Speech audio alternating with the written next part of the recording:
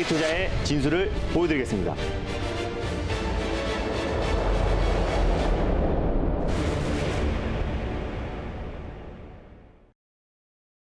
안녕하세요. 달릴까 말까 정수현입니다. 안녕하세요. 엠뱅골드 김준호 매니저입니다. 네, 주말 잘 보내셨어요? 네, 주말 잘 보냈습니다. 네, 푹 쉬고 왔더니 또 지난주 종목들이 상당히 좋더라고요. 뭐 지난주에 바로 하루 만에 뭐 상한가를 터치하고 이런 종목들 소개해드렸는데 네. 지난주 월화 소개해드린 종목이 1차, 2차를 터치해서 저희가 또 기분 좋게 리뷰를 해보려고 해요. 네, 맞습니다. 우선 월요일에 대한전선 들고 와 주셨는데 오늘 1차 목표가를 터치하고 지금 차익 매물이 좀 나와주고 있는 것 같은데요. 네, 맞습니다. 일단 뭐 대한전선 같은 경우 지난주 월요일 날 제가 추천을 드렸었네요. 전력 네. 케이블 관련해서 가장 대장주가 될 수 있는 종목이라고 말씀드렸었고 네. 금요일 날 이제 장이 끝나고 나서 11년 만에 최대 실적 발표를 했어요. 지난번에 9년 만에 사상 최대 실적이 났던 종목이다라고 말씀드렸었고 해외 매출 비중이 굉장히 높다라고 말씀드렸습니다. 해외 네. 매출 비중이 60% 이상을 차지하고 있기 때문에 유럽과 또 북미 지역에서 계속해서 전력 케이블의 수주 물량이 계속 증가하고 있고 그에 따른 매출은 당연히 좋을 수밖에 없다라고 말씀드렸어요. 근데 시장에서 어느 정도 예상했던 부분이기 때문에 장 마감 후에 어떤 그 실적 공시에 따라서 시간 내에서 상한가에 들어갔는데요. 그 이후에 좀 차익 매물이 출회되고 있다라고 보시면 좋을 것 같습니다. 그래서 장 초반에 거의 6% 이상으로 출발을 해가지고요. 우리가 이제 1차 목표가로 잡아드렸던 1,480원은 강하게 좀 돌파했다라고 보시면 좋을 것 같아요. 근데 이제 전력 케이블 시장 자체는 앞으로 계속 성장할 수밖에 없고 제가 이제 디지털 뉴딜 또 그리고 한국판 뉴딜의 끝판왕이다라고 말씀을 드렸습니다. 또 풍력 타워를 또 육지까지 송전하기 위해서는 케이블의 수요는 당연히 증가할 수밖에 없다라고 말씀드렸었고 전력 케이블 딱 하나만 놓고 본다고 하더라도 대한전선이 굉장히 매력 있다라고 말씀드렸습니다. 업계 위 업체다라고 말씀드렸었고요. 1위 업체가 LS전선인데 아직 상장하지 않았고 또 2위 3위 업체인 강원전선이 LS전선에서 인수하면서 LS전선이 사실상 제 시장을 독과점하고 있는데 지금 현재 또 2월 또 초부터 예비 입찰이 시작돼요. 대한전선 인수전이 이제 본격적으로 시작이 되는데 LS전선에 인수될 수 있을 것이라는 기대감이 시장에 작용하면서 11월 달에 큰 폭의 상승이 나왔었고 그 이후에도 계속 기간 조정이 이어지고 있다고 말씀드렸습니다. 네. 근데 이제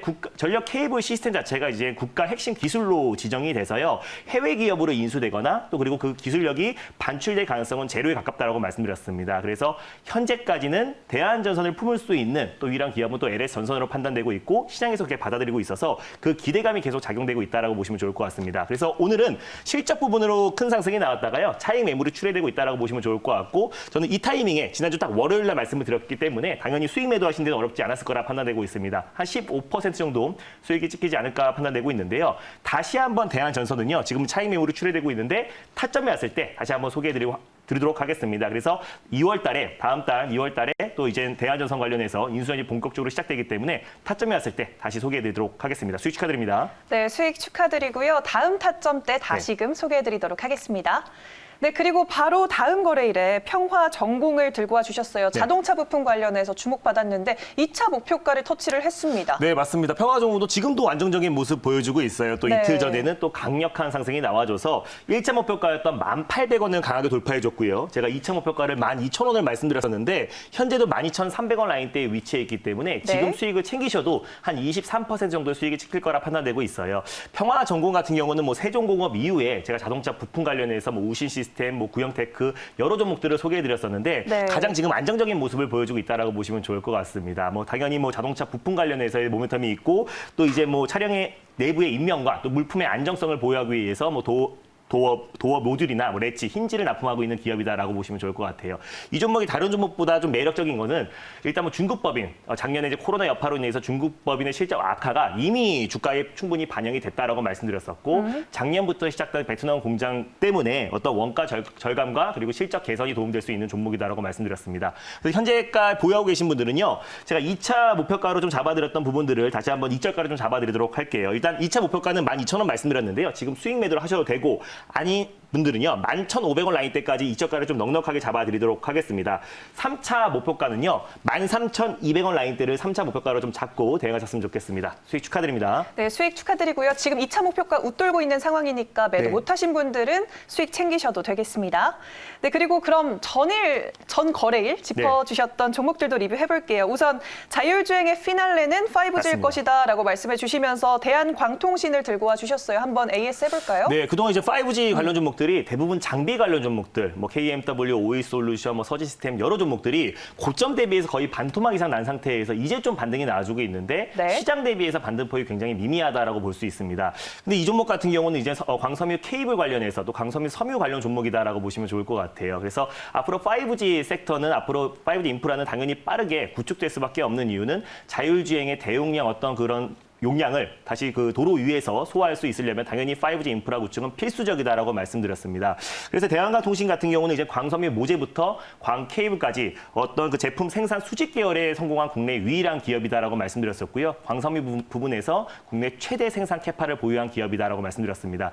그리고 또 이제 다양한 거래처를 두고 있는데요. 뭐 동남아시아뿐만 아니라 북미, 유럽 국가도 있어서 유럽 국가들은 이제 우리 나라에 비해서 이제 5G 인프라 구축이 3분의 1 수준밖에 되지가 않아요. 그래서 올해부터 본격적으로 미국을 필두로 5G 인프라 구축이 이제 본격화될 수 있을 거라 판단되고 있기 때문에 그에 따라서 광섬유에 대한 매출 또한 당연히 폭발적으로 상승할 수밖에 없다라고 판단되고 있습니다. 네. 다른 5G 관련 종목들 대비해서 굉장히 안정적인 모습을 보여주고 있어요. 그렇다고 강력한 상승이 나오지 않고 있는데 최근에 이제 박스권을 좀 강하게 좀 돌파하려는 시도를 좀 보여주고 있다라고 보시면 좋을 것 같습니다. 금요일 날 말씀드렸었고요. 현재도 지금 1%대 강보합권의 흐름 유지하고 있는데 4,300원 라인대를 좀 강력하게 4,400원에서 4,500원 라인대를 강력하게 돌파했을 때 시장에서 강한 수급이 들어올 수 있을 거라 판단되고 있어요. 그래서 박스권 돌파를 보고 말씀을 드렸던 거고요. 1차 목표가는 4,500원을 말씀드렸었고 2차 목표가는 5,020원을 말씀드렸습니다. 손절 라인대는 4,050원을 말씀을 드렸는데요. 네, 4,050원을 말씀드렸었는데 4,050원, 4,060원, 4,070원 부근대에서 분할 매수의 관점으로 접근하셨으면 좋겠습니다. 네, 알겠습니다. 대한광통식은 또 꼼꼼하게 가격 전략 다시금 짚어주셨습니다. 그러면 또 콘텐츠 관련해서 덱스터를 들고 와 주셨었는데 이것도 리뷰 한번 해볼까요? 맞습니다. 이 종목도 지금 좀 안정적인 모습 보여주고 있어요. 오늘 뭐 사마 네트워크스가 이제 콘텐츠 관련 종목 중에서는 좀 강하게 상승이 나와주고 있는데 네. 덱스터 같은 경우도 현재 좀 안정적인 모습 보여주고 있습니다. CJ ENN과 이제 손을 잡고 VFX 특수 효과 관련해서 국내 1위 기업이다라고 말씀드렸어요. 덱스터 같은 경우는 또 이제 제작사이기도 한데 뭐 신과 함께 또 그리고 3, 또 그리고 4, 3편, 4편까지도 지금 제작을 하고 있는 단계고 3편을 작년 8월부터 제작이 시작됐습니다. 그래서 신과 함께 3에 대한 어떤 기대감도 계속 작용되고 있다라고 보시면 좋을 것 같고요. 최근에 또 콘텐츠 관련 종목들 엔터 또 종목들이 좀 큰 상승이 나와주고 있는데 그에 따른 모멘텀이 계속 이어질 수 있을 거라 판단되고 있습니다. 자, 그리고 덱스터 같은 경우는요. 제가 지난번에 목표가를 7,700원 라인대를 말씀을 드렸었고 돌파 시에 8,500원 라인대를 말씀을 드렸어요. 손절 라인대는 6,300원을 말씀드렸었는데 6,750원이나 6,600원 부근대에서 분할 매수의 관점으로 접근했으면 좋겠습니다. 당연히 홀딩 관점으로 보셨으면 좋겠어요. 네, 보유자의 관점으로 접근해 보시면 좋을 것 같습니다. 네. 네, 오늘도 또 기분 좋게 4가지 종목 리뷰 만나봤고요. 이제 본격적으로 달릴까 말까 첫 번째 섹터로 문을 열어보도록 하겠습니다. 네, 매니저님이 들고 오신 오늘의 첫 번째 섹터는 어떤 섹터일까요? 네, 일단 뭐 지금 1분기는 제가 이제 미래차 섹터가 시장을 주도할 것이다라고 말씀드렸었고 오늘은 네. 또 기분 좋게 시장이 양시장 강하게 상승이 나와주고 있잖아요. 네. 이런 날은 오히려 수급이 분산되기 때문에 종목들이 큰 상승이 나오기보다는 전반적으로 골고루 또 그동안 낙폭이 컸던 과대낙폭주들 위주로 좀 반등이 잘 들어와주고 있다라고 보시면 좋을 것 같습니다. 네. 오늘 약간 시장은 강하게 상승이 나와주고 있는데요. 또 이제 소폭 상승폭이 좀 제한적인 섹터가 있습니다. 근데 미래차 섹터가 1분기의 주도 섹터라고 말씀드렸었는데요. 그래서 다시 한번 준비했습니다. 첫 번째 섹터는 수소차 섹터를 다시 가져왔습니다. 네, 또 자동차 관련해서 네. 미래차 관련해서 수소차를 들고 와 주셨습니다. 그럼 오늘 월요일 이 시간 네. 달려야 할까요? 말아야 할까요? 달릴까 말까? 매니저님의 선택은? 네, 지금은 달려야 됩니다. 지금 달려야 한다라고 말씀을 해주셨네요. 이유 들어볼까요? 일단 뭐 수소차 관련 sek터는요. 대표적인 뭐 미래차 관련 섹터이기도 하고 또 신재생 에너지 관련 섹터라고 보시면 좋을 것 같습니다. 그래서 네. 오늘 좀 상승이 나오고 있는 종목들은요. 그나마 수소차 안에서 수소 충전소 관련 종목들이 상승이 나와주고 있어요. 뭐 효성중공업이라든지 또 그리고 뭐 EN코리아 또 그리고 JNK 히터 이런 관련 종목들이 상승이 나와주고 있는데 네. 같은 수소 충전소 관련 종목인데 아직까지 좀 상승폭이 좀 제한적이어서 그 종목들을 좀 우리가 선별적으로 말씀드리려고 가져왔고요. 또 수소차 섹터 자체는 다른 미래차 섹터에 대비해서 아직까지 큰 상승이 나오지 않고 있어요. 그래서 우리가 수소차 섹터는 지금부터 좀 관심 있게 보자는 의미에서 달리자라고 말씀드렸습니다. 그러면 늦지 않은 시기 안에 네. 좀 상승 탄력이 강하게 나올 만한 섹터라고 보시는 거죠? 맞습니다. 네, 알겠습니다. 그러면 오늘 어떤 종목 들고 오셨죠? 네, 일단 첫 번째로 말씀드릴 섹터는요. 또 수소 충전소 관련 대표 종목이기도 하고요. 그리고 또 신재생 에너지 관련 종목이기도 합니다. 첫 번째 종목은 에코바이오를 소개해드리겠습니다. 에코바이오 오늘 수소차 종목에서 네. 또 공략주로 들고 와 주셨는데 그럼 대장주로 봐야 할까요? 대안주로 봐야 할까요? 지금은 이제 수소 충전소 부분에서 대안주다라고 보시면 좋을 것 같은데요. 또 네. 수소 연료 전지화 그리고 또 신재생 에너지 관련까지 같이 묶는다고 했을 때는 앞으로 충분히 대장이 될 수 있는 종목이다라고 보시면 좋을 것 같아요. 그럼 대장주로 봐도 무방하겠네요. 네. 그러면 현재 구간 어떻게 흘러가고 있는지 화면으로 살펴볼게요. 현재 약보합권에서 흘러가고 있고요. 1250원 선 지나가고 있습니다. 어떤 구체적인 모멘텀이 있을까요? 네, 일단 에코바이오를 가져온 이유를 실제 표를 보면서 말씀드리도록 하겠습니다. 일단 에코바이오는요, 국내 최초로 바이오가스 연료화 전문 기업이다라고 보시면 좋을 것 같아요. 이 바이오가스가 뭐냐면은 음식물 쓰레기, 그리고 축산물 폐기물, 그리고 동물의 분변 등을 분리해서 이제 발생하는 어떤 일종의 가스다라고 보시면 좋을 것 같습니다. 그 바이오가스를 정제해서 연료화한 기업이 에코바이오다라고 보시면 좋을 것 같아요. 그래서 이 종목이 신재생 에너지 관련 종목으로 묶이고 있다라고 보시면 좋을 것 같고요. 이게 지금 여러 가지 계속 그 기술이 진보되고 있다라고 보시면 좋을 것 같아요. 1989년부터 바이오가스 관련해서 정제 기술을 계속해서 확대하고 있고 최근에 4세대에서는 이제 메탄을 선택적으로 이제 분리해서 도시가스나 자동차 연료로 사용했고요. 최근에 이제 5세대에서는 그 메탄에서 수소를 선택적으로 해서 수소로 이제 변화하는 수소 연료로 변화하는 기술이 최근에 지금 나와서 최근에 JNK 히터와 수소 사업 관련해서 양사간 공동 개발을 했습니다. 업무 협약에 체결돼서 같이 이제 수소 충전소 관련해서 같이 이제 모멘텀이 같이 이어질 수 있다라고 보고 있어요. 그리고 2009년부터 JNK 히터 같은 경우는 수소 구척가제 선정업체로서 대용량 수소 추출기를 개발한 기업인데 JNK 히터와 에코바이오가 같이 공동 업무 협약을 통해서 수소 사업을 계속해서 이제 확대하고 있다라고 보시면 좋을 것 같습니다. 그래서 에코바이오 같은 경우는 5세대 기술을 통해서 세계 최초로 메리가스를 활용한 수소 생산 설비를 갖춘 서울 상암 수소 충전소를 위탁 운영하고 있다라고 보시면 좋을 것 같아요. 원래 서울시에서 운영 사업자인데 이제 에코바이오가 바이오 가스 관련해서 기술력이 입증받아서 위탁 운영을 하고 있다라고 보시면 좋을 것 같습니다. 앞으로도 수소 충전소 관련해서 계속해서 에코바이오가 위탁 운영할 가능성이 굉장히 높다라고 판단되고 있고 JNK 히터와 같이 수소 사업을 계속해서 공동 개발을 하고 있는 기업이기 때문에 같이 맞물릴 수 있다. 그래서 신재생 에너지 관련과 그리고 이 수소 사업을 계속해서 확대해 나갔을 때 에코바이오가 다른 수소차 관련 종목들 대비해서 상승폭이 굉장히 또 제한적이었어요. 그래서 이제 출발하는 수소 연료 전지 관련 종목이다라고 보시면 좋을 것 같고요. 마지막으로 이제 바이오 황 관련해서 전국에 900여 개의 단위 농협에 좀 공급을 하고 있는데 바이오 황이 뭐냐면 어떤 친환경 비료 그리고 또 농약을 대처할 수 있는 상품이다라고 보시면 좋을 것 같아요. 이번에 바이든 정부가 이제 출범을 하면서 일단 기존에 했던 트럼프 정부가 추진했던 어떤 대북 정책을 이제 새롭게 갈아엎고 새롭게 이제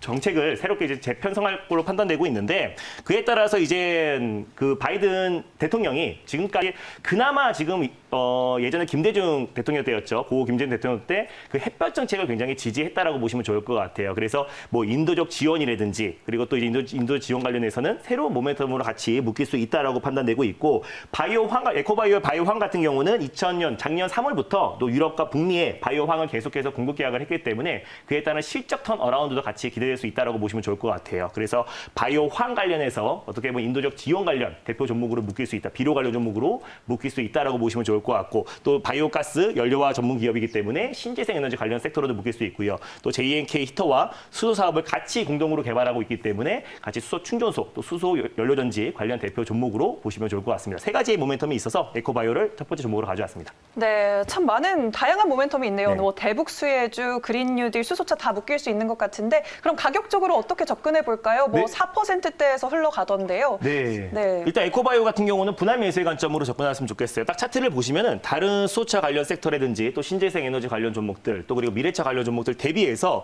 굉장히 상승폭이 좀 제한적이었다라고 보시면 좋을 것 같아요. 또 바이든 정부가 출범하면서 신재생 에너지 관련 종목들이 차익 매물이 출회되고 있는데 실적으로 에코바이오 같은 경우는 아직까지 출발하지 않았기 때문에 또 조정 또한 좀 제한적일 수 있을 거라 판단되고 있습니다. 그래서 현재가에서 1차 매수의 관점으로 접근하셨으면 좋겠고요.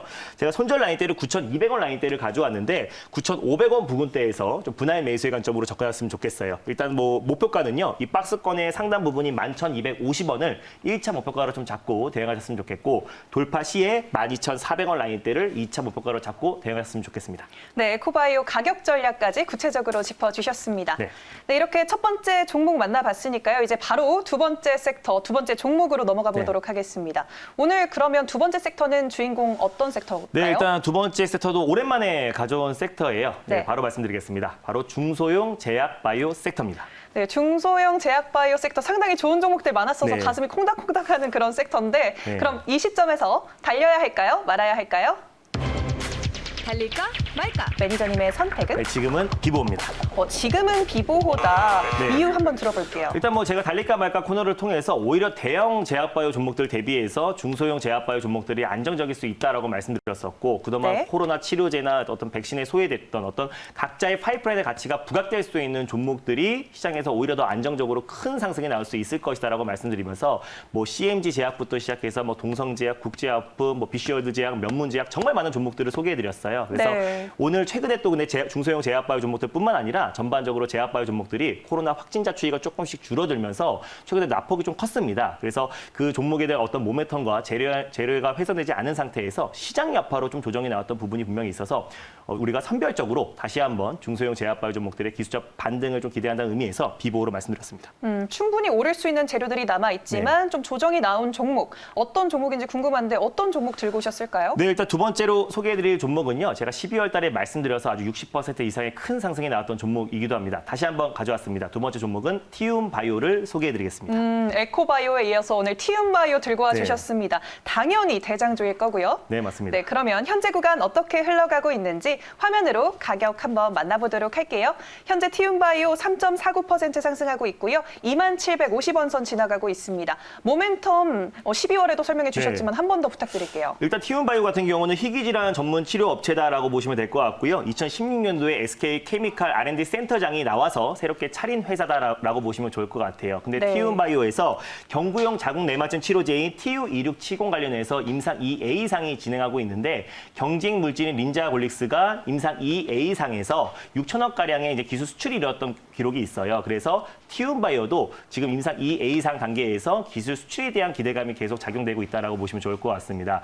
어떻게 경구용 자궁 내막증 관련해서 시장 규모가 계속 확대되고 있고 2022년도 내년 기준으로 35억 달러, 우리 돈으로 한 4조 원 규모의 시장으로 계속 성장하고 있다라고 보시면 좋을 것 같고요. 그 기술 수출에 대한 모멘텀이 계속 이어지고 있다라고 보시면 좋겠습니다. 그리고 또 비알코올 지방 감염 치료제인 TU5113 같은 경우는 오히려 이미 12개 나라의 특허를 좀 보유하고 있고요. 그리고 의학적 미충족 수요가 굉장히 높아서 미국 FDA 긴급 사용 승인될 가능성도 굉장히 높다라고 보시면 좋을 것 같아요. 그거 외에도 폐섬유 질환 관련해서 그리고 명역 항암제 관련해서 지금 임상이 진행되고 있기 때문에 그 모멘텀이 계속 작용될 수 있고 그 다양한 파이프라인의 가치가 부각될 수 있을 것이다라고 보시면 좋을 것 같습니다.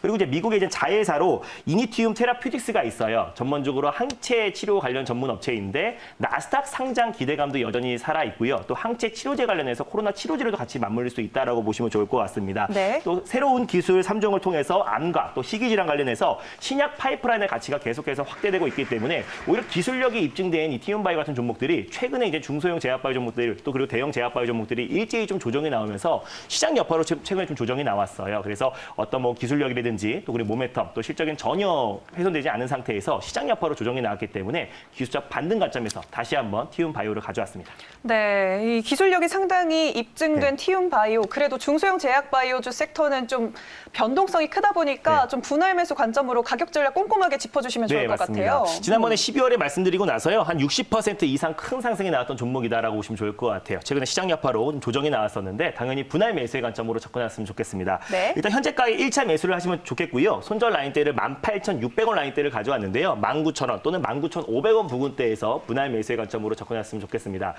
그리고 목표가 같은 경우는 22,800원 라인대를 말씀을 드렸고요. 돌파 시에 직전 고점 라인대였던 25,000원 라인대까지 수익률 극대화 전략을 취하셨으면 좋겠습니다. 네, 알겠습니다. 네, 오늘은 또 이번 달 마지막 주의 첫 시작이잖아요. 네. 오늘 무료 방송 켜서 또 소통하시나요? 네, 맞습니다. 오늘도 어김없이 MBN골드 사이트에서 시장 전략에 대해서 자세하게 말씀드리도록 하겠습니다. 오늘 시장이 아주 강하게 상승이 나와주고 있는데요. 네. 이런 시장에서는 오히려 수급이 분산돼서 종목들이 아주 큰 폭의 상승은 좀 제한적이다라고 보시면 좋을 것 같아요. 오히려 이럴 때 시장 대비 약했던 종목들 그리고 앞으로 2월 달에 큰 상승이 나올 수 있는 종목에 대해서 자세하게 설명드릴 예정이니까요. 장 끝나고 오후 4시에 많은 참여 부탁드리겠습니다. 네, 알겠습니다. 샵 2034 문자 서비스도 기억해 주시고요. 저희는 내일 이 시간에 다시 찾아뵙겠습니다. 달릴까? 말까? 오늘 강한 상승장 수익 많이 나셨습니까? 이런 시장에선 절대 소외되면 안 됩니다. 시장에서 가장 센 종목을 오후 4시에 알려드리겠습니다.